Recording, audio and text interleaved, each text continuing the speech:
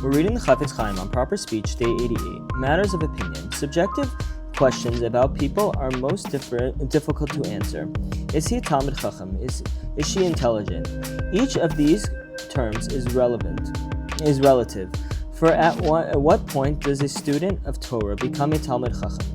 And how does one measure intelligence? Lack of definitive barometer is a problem with most character traits as well. Making accurate evaluations in these areas is extremely difficult. Furthermore, we have seen that one may not provide information that could prevent a match from materializing unless the information provides a valid basis for this. How can one really be sure that the factors in question cast doubt on the appropriateness of the match? How then does one correctly provide information when asked?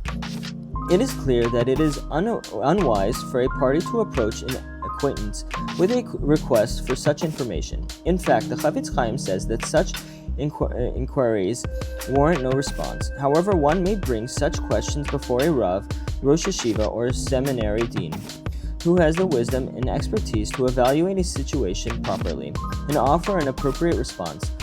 Others who are approached with such questions may direct the person to a proper authority.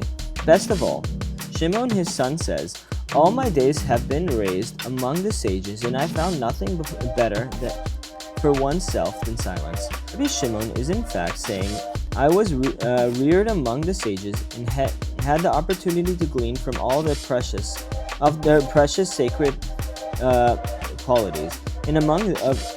And of those qualities, the art of silence is most outstanding." Alternatively, Rabbi Shimon may have meant the following: the sages were the wisest of men and surely did not engage in pointless conversation. Nevertheless, there was nothing aside from speaking words of Torah which they found more beneficial for themselves than silence.